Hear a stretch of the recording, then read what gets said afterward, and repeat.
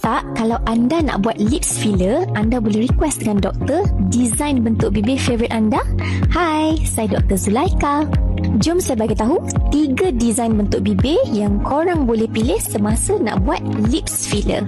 Yang pertama ialah cherry lips. Fokus cherry lips ialah untuk menghasilkan 2 cherry light bumps di kawasan tengah bibir dan kawasan tepi bibir yang lebih halus dan runcing.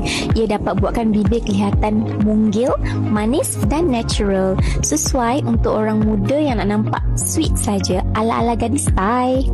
Yang kedua ialah classy lips aka natural lips. Volume bibir atas dan bibir bawah adalah seimbang dan filler diisi di kawasan border bibir untuk nampakkan kontur yang jelas.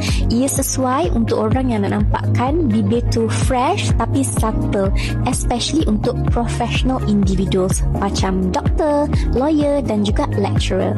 Yang ketiga ialah sexy lips, also known as Russian lips. So, ciri-ciri dia ialah volume bibir atas yang lebih jelas dengan prominent cupid's bow untuk penampilan yang lebih glam, bold dan juga dramatik, sesuai untuk mereka yang berada dalam bidang social media, filem dan juga modeling.